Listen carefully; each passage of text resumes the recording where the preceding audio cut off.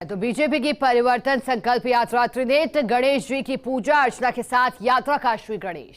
भाजपा के राष्ट्रीय अध्यक्ष पहुंचे सवाई माधोपुर। फिलहाल देखिए तस्वीरों में आपको दिखाई दे रहा है ये विशेष हेलीकॉप्टर जिससे जेपी नड्डा पहुंचे हैं सवाई माधोपुर। अब क्योंकि यहां से बीजेपी के लिए चुनौतियां और कड़ी हो जाती है, इस लिहाज से कह रहे हैं क्योंकि परिवर्तन संकल्प यात्रा इसे नाम दिया गया है। कोशिश बीजेपी की सत्ता परिवर्तन की। और देखिए विशेष विमान हेलीपैड पर उतरता हुआ, हेलीपैड को लेकर के तैयारियां लगातार की जा रही थी।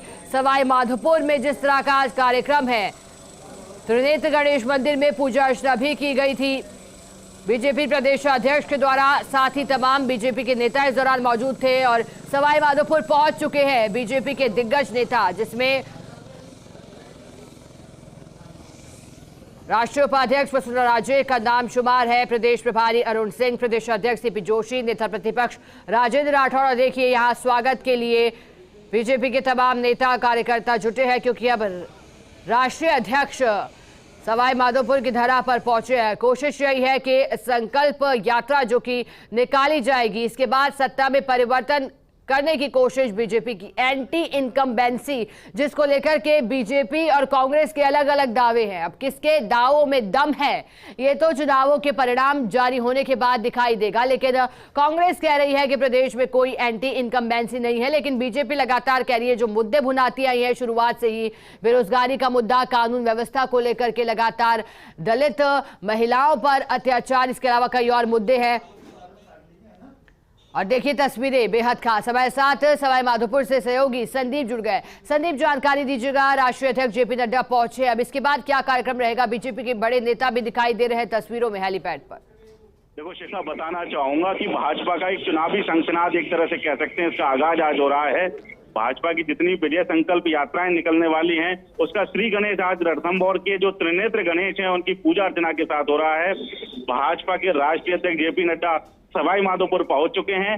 चकचैनपुरा जो हवाई पट्टी है वहां पर प्रदेश प्रभारी अरुण सिंह हैं, राष्ट्रीय उपाध्यक्ष वसुंधरा राजे हैं, नेता प्रतिपक्ष राजेंद्र राठौड़ हैं, प्रदेश अध्यक्ष सीपी जोशी हैं और केंद्रीय मंत्री कैलाश चौधरी, यूआईडी के पूर्व अध्यक्ष हैं जो के जगदीश अग्रवाल हैं, उन समेत भाजपा के तमाम दिग्गज स्थानीय पदाधिकारी हेलीपैड पर मौजूद हैं। जेपी नड्डा का स्वागत कर रहे हैं, उनकी अगवानी की है। इसके बाद अब यहाँ से सीधे सभा स्थल की ओर जाएंगे, जहाँ जो विशाल जनसमूह उमड़ा है, हजारों की तादाद में जो लोग उमड़े हैं उनको जेपी नड्डा संबोधित करेंगे। बीजेपी के जो दिग्गज नेता हैं वो संबोधित करेंगे। इसके बाद जो विजय संकल्प रथ जो तैयार करवाए गए हैं भाजपा की ओर से, उनको हरी झंडी दिखाएंगे जेपी नड्डा, और जो कि गांव-गांव और प्रदेश विधानसभा क्षेत्र से होकर गुजरेंगे। हर विधानसभा क्षेत्र में एक छोटी सभा का आयोजन किया जाएगा और प्रतिदिन जो है एक बड़ी सभा जो है आयोजित की जाएगी। जेपी नड्डा के आगमन को देख जो है काफी संख्या में जो है भाजपाई और दिग्गज नेता हेलीपैड पहुंचे हैं। जेपी नड्डा जस्ट अभी उतरे ही हैं हेलीकॉप्टर से और नेताओं ने उनकी अगवानी की है और इसके बाद वो सभा स्थल के लिए रवाना हो जाएंगे। संदीप, मेरे आपसे दो प्रश्न है। पहला तो क्योंकि कार्यक्रम से जुड़ा है कि हेलीपैड से लेकर सभा स्थल की दूरी कितनी है, और दूसरा सवाल मेरा क्योंकि परिवर्तन यात्रा का हम जिक्र यहाँ लगातार कर रहे हैं, ये पहली मर्तबा नहीं है जब बीजेपी इस तरह से परिवर्तन यात्रा निकाल रही है। पूर्व सीएम की बात करें वसुंधरा राजे तो वो अब तक कई परिवर्तन यात्राएं निकाल चुकी है और उसके बाद जो परिणाम आया था वो बीजेपी के पक्ष में गया था। क्या लगता है जिस लिहाज से परिवर्तन यात्रा निकाली जा रही है, जिस माहौल को तैयार करने की कोशिश है, अभी सभा स्थल पर मौजूद भीड़ को देख करके आप क्या आकलन कर पा रहे हैं? बिल्कुल शिखा, बताना चाहूंगा कि जो हेलीपैड और वहां से सभा स्थल की दूरी मुश्किल 2 से 3 किलोमीटर है और अगले आधा घंटे के अंदर जो सभा स्थल पर है जेपी नड्डा समेत और वसुंधरा राजे हैं और जो भी तमाम दिग्गज हैं वो सारे मंच पर पहुंचेंगे। और रही बात, अगर अपन बात करें परिवर्तन यात्रा की सफलता की, तो कह सकते हैं कि पूर्वी राजस्थान से इसका आगाज हुआ है। प्रथम पूज्य त्रिनेत्र गणेश की धरा से इसका आगाज हुआ है और सबसे बड़ी बात यह है कि 2018 में जो भाजपा ने पूर्वी राजस्थान में सब कुछ खो दिया था, एक तरह से कह सकते हैं 19 सीटों में से सिर्फ 1 सीट पर सिमट कर रह गई थी भाजपा, भरतपुर संभाग और पूर्वी राजस्थान की बात करें तो इस बार नेताओं का कहना है कि पूरी तरह से परिवर्तन होगा, सारी की सारी सीटें जीतेगी भाजपा। और सबसे बड़ी बात यह कि परिवर्तन यात्रा को देखकर जो लोगों में उत्साह देखा जा रहा है, गांव-गांव ढाणी-ढाणी से लोग जुटे हैं काफी तादाद में जनसमूह जो है मंच पर सभा स्थल पर पहुंचा है, तो उसको देखकर लग रहा है कि कहीं ना कहीं जोश है। हालांकि इससे इनकार नहीं किया जा सकता कि चूंकि चुनावी दौर शुरू हो चुका है और जो टिकटार्थी जो हैं, टिकट के जो दावेदार हैं, जो टिकट चाहने वाले हैं, उनकी भी अच्छी खासी तादाद देखने को मिल रही है। लेकिन सबसे बड़ी बात कह सकते हैं, चूंकि वो बीजेपी से टिकट के दावेदार हैं, ऐसे में वो जिस जनता को लेके आए वो कहीं ना कहीं बीजेपी के जो है उनमें समर्थन रखने वाली जनता है, उनको सुनने के, बीजेपी नेताओं को सुनने के लिए लोग आए हैं। परिवर्तन यात्रा के बाद बीजेपी क्या कुछ दे पाती है प्रदेश की जनता को, उनको वो सुनने आए हैं। बीजेपी की नीतियों को वो जानेंगे, बीजेपी की जो आगामी रणनीतियां हैं, योजनाएं, उनको भी जनता जो सुनेगी। अच्छा संदीप, चाहेंगे परिवर्तन यात्रा क्योंकि चारों दिशाओं में निकाली जा रही है। ये पहली यात्रा की शुरुआत होगी, फिर इसके बाद दूसरी, तीसरी, चौथी, और अभी आज जो यात्रा को हरी झंडी दिखाकर राष्ट्रीय अध्यक्ष भी रवाना करेंगे, वो खुद भी रथ पर सवार होकर कुछ किलोमीटर तक का सफर करेंगे। संदीप, जानकारी दीजिएगा, पूरा किस तरह से रूट तय किया गया है, कहां कहां पहुंचना है। पूर्वी राजस्थान में बीजेपी मजबूती चाहती है क्योंकि कोशिश भी बीजेपी की यही है, लेकिन रूट किस तरह से तय किया गया है, कहां कहां पहुंचेंगे, कैसे ये यात्रा आगे बढ़ेगी? बिल्कुल, जो सवाई माधोपुर का दशहरा मैदान है, वहाँ सभा आयोजित होगी। बड़ी सभा आयोजित होने के बाद जो जेपी नड्डा हैं वो हरी झंडी दिखाएंगे और जो परिवर्तन रथ हैं वो हर विधानसभा क्षेत्र के लिए रवाना होंगे। सबसे पहला जो इसका एक स्टॉपेज आएगा वो बामनवास विधानसभा क्षेत्र का आएगा, जहां बाटोदा में एक छोटी सभा आयोजित होगी और उसके बाद गंगापुर सिटी विधानसभा क्षेत्र में रात्रि विश्राम होगा। गंगापुर सिटी कस्बे में रात्रि विश्राम होगा यात्रा का, वहां एक सभा आयोजित होगी और कल सुबह पत्रकार वार्ता के साथ और जैसे ही यात्रा निकलेगी, शुरू होगी, उसके बाद योजनाओं की जानकारी दी जाएगी केंद्र की और उसके बाद यात्रा जो है फिर सपोटरा विधानसभा क्षेत्र में जाएगी, टोडाभीम विधानसभा क्षेत्र में जाएगी और कल शाम की जो एक बड़ी सभा होगी वो हिंडौन विधानसभा क्षेत्र में होगी। तो ऐसे प्रतिदिन एक बड़ी सभा आयोजित की जाएगी और हर विधानसभा क्षेत्र में एक छोटी सभा का भी आयोजन होगा।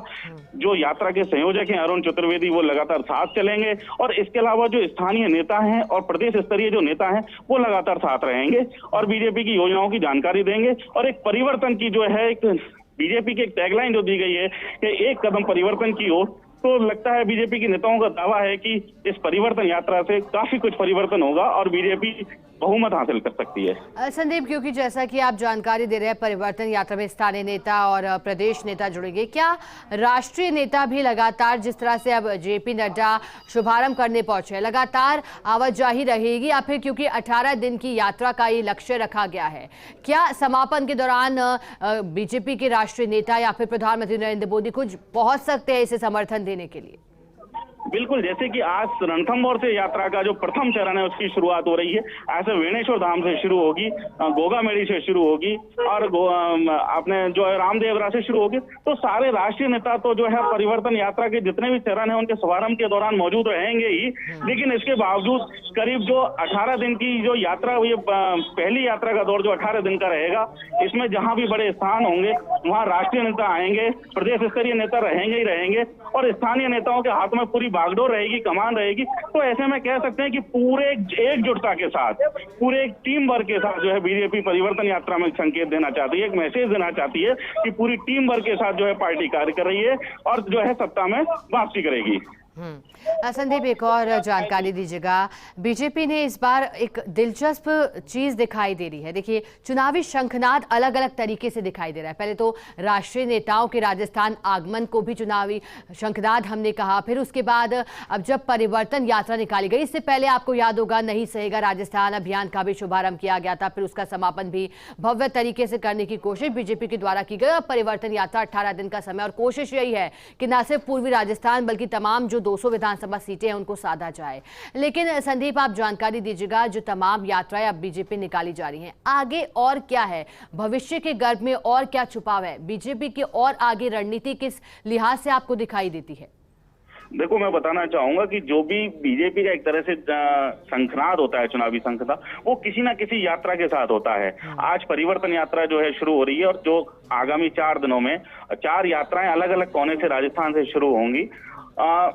परिवर्तन यात्रा जो है एक तरह से बीजेपी का चुनावी शंखनाद है, क्योंकि आगामी चुनावों में कोई ज्यादा समय बाकी रह नहीं गया है।